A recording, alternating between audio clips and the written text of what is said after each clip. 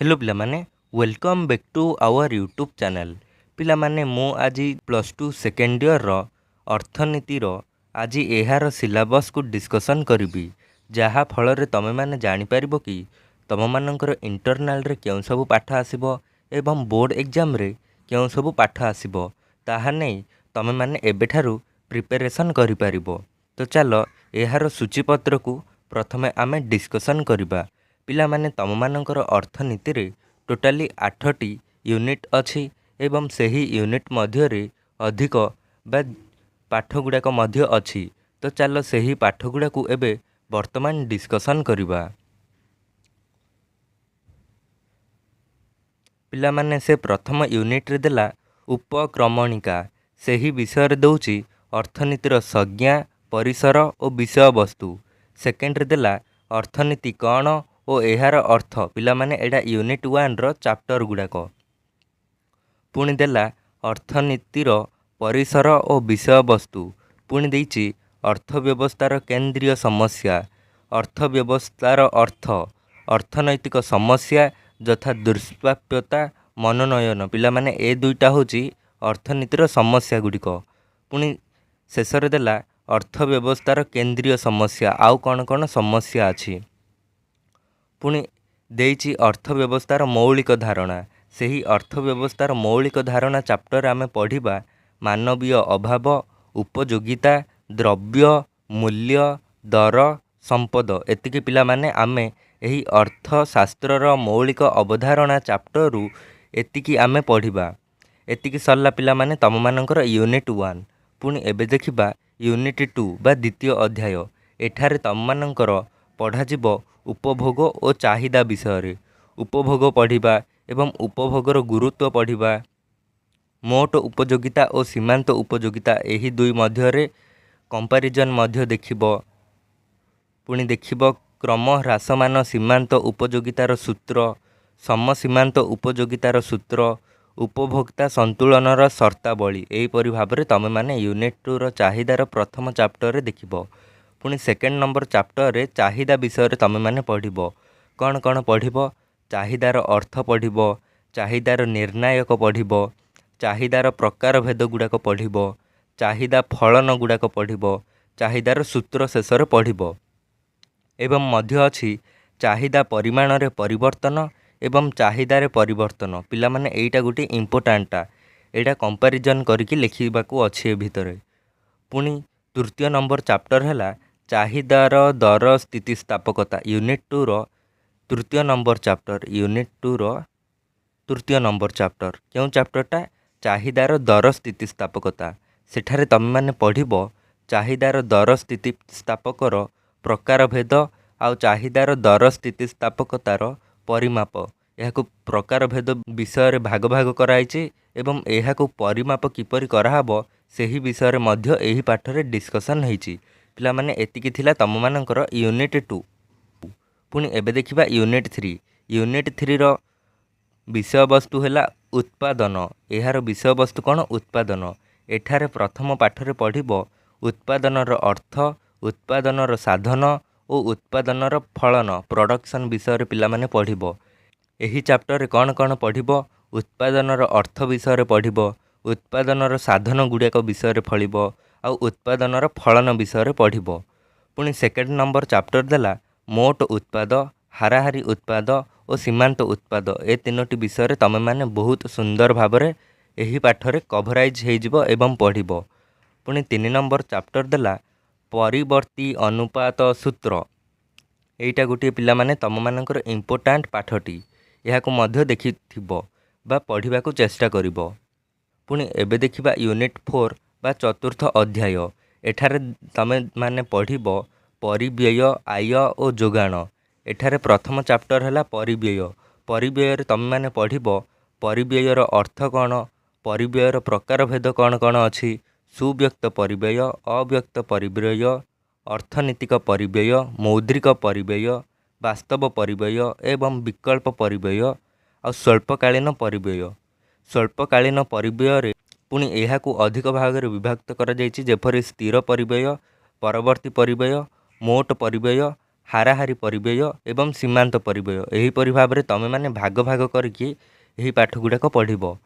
ଏବଂ ଅନ୍ୟ ଏକ ଚାପ୍ଟର ହେଲା ଆୟ ବିଷୟରେ ପଢ଼ିବ। ଏବଂ ଅନ୍ୟ ଏକ ଚାପ୍ଟର ହେଉଛି ଯୋଗାଣ। ଏହି ଯୋଗାଣ ଚାପ୍ଟରରେ ପଢ଼ିବ ଯୋଗାଣର ଅର୍ଥ କ'ଣ, ଯୋଗାଣକୁ ପ୍ରଭାବିତ କରୁଥିବା ଉପାଦାନ ଗୁଡ଼ାକ କ'ଣ, ଯୋଗାଣର ଫଳନ କ'ଣ, ଯୋଗାଣର ସୂତ୍ର ବିଷୟରେ ତୁମେମାନେ ପଢ଼ିବ। ବ୍ୟକ୍ତିଗତ ଓ ବଜାର ଯୋଗାଣ ସୂଚୀ, ଏହିପରି ଭାବରେ ସୂଚୀ ବିଷୟରେ ତୁମେମାନେ ପଢ଼ିବ। ତାଲିକା ଗୋଟେ ଥିବ, ସେହି ବିଷୟରେ ତୁମେମାନେ ପଢ଼ିବ। ପୁଣି ଶେଷରେ ପଢ଼ିବ ଯୋଗାଣ ଓ ଯୋଗାଣ ପରିମାଣରେ ପରିବର୍ତ୍ତନ। ଏହି ବିଷୟରେ ତୁମେମାନେ ୟୁନିଟ୍ 4ରେ ପଢ଼ିବ। ପୁଣି ୟୁନିଟ୍ 5 ବା ପଞ୍ଚମ ଅଧ୍ୟାୟରେ ପଢ଼ିବ ବଜାର ବିଷୟରେ ବା ମାର୍କେଟ ବିଷୟରେ। ଏଥିରେ ତୁମେ ପଢ଼ିବ ବଜାରର ଅର୍ଥ କ'ଣ, ବଜାରର ଶ୍ରେଣୀ ବିଭାଗ, ପୂର୍ଣ୍ଣ ପ୍ରତିଯୋଗିତା ବଜାର, ଶୁଦ୍ଧ ପ୍ରତିଯୋଗିତା ବଜାର, ଏକାଧିକାର ବଜାର, ଏକାଧିକାର ମୂଳକ ପ୍ରତିଯୋଗିତା ବଜାର, ଅଳ୍ପାଧିକାର ବଜାର। ଅଳ୍ପାଧିକାର ବଜାର ମାନେ କ'ଣ, ଅଳ୍ପ ସଂଖ୍ୟକ ବ୍ୟକ୍ତି ଥାଆନ୍ତି ସେହି ବଜାରରେ। ପୁଣି ଅନ୍ୟ ଏକ ଚାପ୍ଟର ପଢ଼ିବ ପୂର୍ଣ୍ଣ ପ୍ରତିଯୋଗିତାରେ ଦର ନିର୍ଦ୍ଧାରଣ। ପୂର୍ଣ୍ଣ ପ୍ରତିଯୋଗିତା ବଜାରରେ କିପରି ଦର ଗୁଡ଼ାକ ନିର୍ଦ୍ଧାରିତ ହୋଇଥାଏ, ସେଠାରେ ତୁମେ ପଢ଼ିବ ଚାହିଦା ଓ ଯୋଗାଣର ପରିବର୍ତ୍ତନ ଏବଂ ସନ୍ତୁଳନ ଦର। ପୁଣି ସେଥିରେ ତୁମେ ପଢ଼ିବ ଦର ନିର୍ଦ୍ଧାରଣରେ ସମୟର ଗୁରୁତ୍ୱ। ଏହି ଦୁଇଟି ଭାଗରେ ତୁମେମାନେ ପଢ଼ିବ। ପୁଣି ଅନ୍ୟ ଏକ ଚାପ୍ଟର ହେଲା ବଜାର ଦର ଓ ସ୍ୱାଭାବିକ ଦର। ଏହା ବିଷୟରେ ତୁମେମାନେ ଏଥିରେ ପଢ଼ିବ। ଏବଂ ଖ ବିଭାଗରେ ଦେଲା ପ୍ରାରମ୍ଭିକ ସମଷ୍ଟି ଅର୍ଥନୀତି।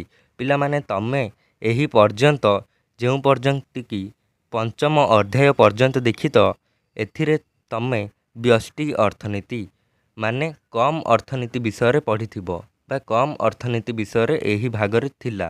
ଏବେ ଆମେ ଦେଖିବା ପ୍ରାରମ୍ଭିକ ସମଷ୍ଟି ଅର୍ଥନୀତି ମାନେ ବିଶ୍ୱର ସମସ୍ତ ଅର୍ଥନୀତିକୁ ବା ବଡ଼ ବଡ଼ ଅର୍ଥନୀତିକୁ ଆମେ ଏବେ ପଢ଼ିବା। ଷଷ୍ଠ ଅଧ୍ୟାୟରେ ଏହାକୁ ସେ ଷଷ୍ଠ ଅଧ୍ୟାୟରୁ ଅଷ୍ଟମ ଅଧ୍ୟାୟ ମଧ୍ୟରେ ଏହାକୁ ଡିସ୍କସନ୍ କରିବି। ଷଷ୍ଠ ଅଧ୍ୟାୟରେ ପଢ଼ିବ ସମଷ୍ଟି ଅର୍ଥନୀତିର ମୌଳିକ ତତ୍ତ୍ୱ। ଏହା ବିଷୟରେ ପଢ଼ିବ ବ୍ୟଷ୍ଟି ଓ ସମଷ୍ଟି ଅର୍ଥନୀତି, ବ୍ୟଷ୍ଟି ଅର୍ଥନୀତିର ଅର୍ଥ, ସମଷ୍ଟି ଅର୍ଥନୀତିର ଅର୍ଥ, ବ୍ୟଷ୍ଟି ଅର୍ଥନୀତି ଓ ସମଷ୍ଟି ଅର୍ଥନୀତି ମଧ୍ୟରେ ପାର୍ଥକ୍ୟ, ସମଷ୍ଟି ଅର୍ଥନୀତିର ବିଷୟବସ୍ତୁ, ଏହି ବିଷୟରେ ପଢ଼ିବ। ପୁଣି ଏବେ ଦେଖିବା ୟୁନିଟ୍ 7 ବା ସପ୍ତମ ଅଧ୍ୟାୟ। ଏହି ଅଧ୍ୟାୟରେ ତୁମେମାନେ ପଢ଼ିବ ଜାତୀୟ ଆୟ ବା ନ୍ୟାସନାଲ୍ ଇନକମ୍ ବିଷୟରେ ପଢ଼ିବ। ଏଠାରେ ତୁମେମାନେ ପଢ଼ିବ ଜାତୀୟ ଆୟର ଅର୍ଥ କ'ଣ, ଜାତୀୟ ଆୟ ଓ ସମ୍ବନ୍ଧିତ ଅବଧାରଣା, ବଜାର ଦରରେ ମୋଟ ଘରୋଇ ଉତ୍ପାଦ, ବଜାର ଦରରେ ମୋଟ ଜାତୀୟ ଉତ୍ପାଦ, ବଜାର ଦରରେ ନେଟ୍ ଘରୋଇ ଉତ୍ପାଦ, ବଜାର ଦରରେ ନେଟ୍ ଜାତୀୟ ଉତ୍ପାଦ, ଉତ୍ପାଦନ ବ୍ୟୟରେ ମୋଟ ଘରୋଇ ଉତ୍ପାଦ, ନେଟ୍ ଘରୋଇ ଉତ୍ପାଦ ଆଉ ଉତ୍ପାଦନ ବ୍ୟୟରେ ମୋଟ ଜାତୀୟ ଉତ୍ପାଦ। ଏହି ବିଷୟରେ ତୁମେମାନେ ଏହି ୟୁନିଟ୍ 7ରେ ପଢ଼ିବ। ପୁଣି ଏହି ବିଷୟରେ ପଢ଼ିବ ଜାତୀୟ ପ୍ରଯୁଜ୍ୟ ଆୟ, ଜାତୀୟ ଆୟ, ନେଟ୍ ଘରୋଇ ଉତ୍ପାଦନରୁ ବେସରକାରୀ କ୍ଷେତ୍ରରୁ ପ୍ରଭାବିତ ଆୟ, ବେସରକାରୀ ଆୟ, ବ୍ୟକ୍ତିଗତ ଆୟ ମାନେ ନିଜର କିଛି ଇନକମ୍ ଯେଉଁ ହେଉଛି ସେହି ବିଷୟରେ, ବ୍ୟକ୍ତିଗତ ପ୍ରଯୁଜ୍ୟ ଆୟ। ଏହି ବିଷୟରେ ପିଲାମାନେ ତୁମେମାନେ ୟୁନିଟ୍ 7ର ସେକେଣ୍ଡ ନମ୍ବର ଚାପ୍ଟରରେ ପଢ଼ିବ ଜାତୀୟ ଆୟର ଅର୍ଥ ଆଉ ଜାତୀୟ ଆୟ ସମ୍ବନ୍ଧିତ ଅବଧାରଣା। ଏହି ବିଷୟରେ ତୁମେମାନେ ପଢ଼ିବ। ପୁଣି ଅନ୍ୟ ଏକ ଚାପ୍ଟର ହେଲା ମୌଦ୍ରିକ ଘରୋଇ ଉତ୍ପାଦ ଓ ବାସ୍ତବ ଘରୋଇ ଉତ୍ପାଦ, ମୌଦ୍ରିକ ଜାତୀୟ ଆୟ ଓ ବାସ୍ତବ ଜାତୀୟ ଆୟ, ମୋଟ ଘରୋଇ ଉତ୍ପାଦ ଓ କଲ୍ୟାଣ, ଦୁଇ କ୍ଷେତ୍ର ବିଶିଷ୍ଟ ଅର୍ଥବ୍ୟବସ୍ଥାର ଆୟର ଚକ୍ରୀୟ ପ୍ରଭାବ, ଜାତୀୟ ଆୟର ପରିମାପ, ଉତ୍ପାଦନ ପଦ୍ଧତି ବା ସଂଯୋଗିତ ମୂଲ୍ୟ ପଦ୍ଧତି। ପୁଣି ଶେଷରେ ପଢ଼ିବ ଆୟ ପଦ୍ଧତି, ବ୍ୟୟ ପଦ୍ଧତି, ତିନି ପଦ୍ଧତିର ସମନ୍ୱୟ, ଏହି ବିଷୟରେ ପଢ଼ିବ। ପୁଣି ଲାଷ୍ଟ ନମ୍ବର ଚାପ୍ଟର ହେଉଛି ଆୟ ନିର୍ଦ୍ଧାରଣ। ୟୁନିଟ୍ 7ର ଲାଷ୍ଟ ଚାପ୍ଟର ହେଉଛି ଆୟ ନିର୍ଦ୍ଧାରଣ। ଏହି ବିଷୟରେ ତୁମେମାନେ ପଢ଼ିବ ସାମୂହିକ ଚାହିଦା, ସାମୂହିକ ଯୋଗାଣ, କେନ୍ସଙ୍କ ସରଳ ଆୟ ନିର୍ଦ୍ଧାରଣ ତତ୍ତ୍ୱ। ଏହି ବିଷୟରେ ତୁମେମାନେ ଏହି ଚାପ୍ଟରରେ କେବଳ 4ଟି ବିଷୟରେ ପଢ଼ିବ। ପୁଣି ଏବେ ଦେଖିବା ଶେଷ ନମ୍ବର ୟୁନିଟ୍ ବା ୟୁନିଟ୍ 8।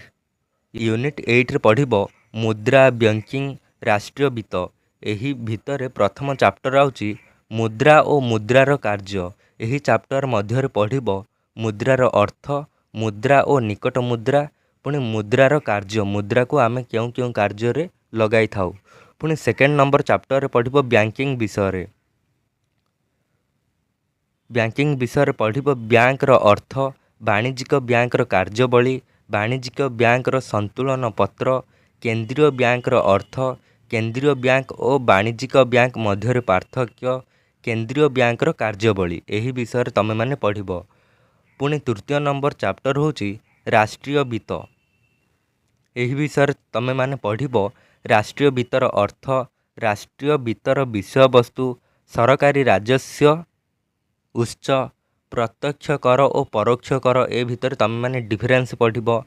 सरकारी व्यय, राजस्व और पुंजी व्यय, योजना व्यय और अणयोजना व्यय, उन्नयन और अण उन्नयन व्यय। पुणी शेष पढ़िबो बजेट। आ बजेट भितर तुम मैंने पढ़िबो बजेट्र लक्ष्य कौन, बजेट्र प्रकार भेद गुड़ाक पढ़िबो। आ समतुल बजेट, असमतुल बजेट यही विषय डिफरेंस तुम मैंने पिला माने यूनिट 8 रे पढ़िबो। पिला माने तुम मानकर टोटाल यूनिट 8 थिला एवं एहा मध्यरे अनेक पाठ अच्छी एवं सेहा मध्यरे कौन कौन विषय वस्तु अच्छी मुझे वीडियो माध्यम तुम मानू देखाइली। पिला माने एबेठारो ही परीक्षा रे प्रस्तुत हो जाओ पढ़ापढ़ी पाए। पिला माने एबे माने डिस्कसन करबा क्यों पाठ गुड़ाक इंटरनाल एग्जाम रे पढ़िबो एवं क्यों गुड़ाक बोर्ड एग्जाम रे पढ़िबो। तो चलो एहा को एबे डिस्कसन करबा। पिला माने तम मानकर इंटरनाल टोटाली 20 मार्कर, पिला माने तम मानकर इंटरनाल टोटाली 20 मार्कर कॉलेज करिथाए एवं एही 20 मार्क डायरेक्ट तम मानकर बोर्ड एग्जाम रे मिसी थाए। तो इंटरनाल को तम माने भल भाव रे देबा को चेष्टा करिबो। तो चलो एबे देखिबा क्यों क्यों विषय वस्तु गुड़ाक पढ़िबो। पिला माने तम मानकर इंटरनाल रे यूनिट 1 रो पूरा टोटाली पढ़िबो।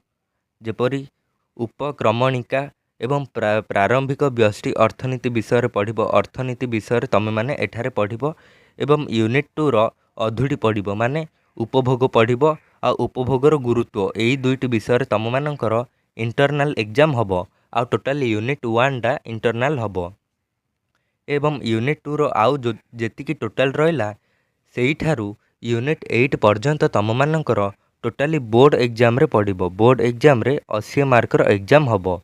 तो पिला माने एबेठारू ही पाठ पढ़ारे लागि जाओ कारण ना आउ समय नाही। जदि वीडियोटी भल लगे ताहले लाइक शेयर सब्सक्राइब करिबो। रहुची धन्यवाद।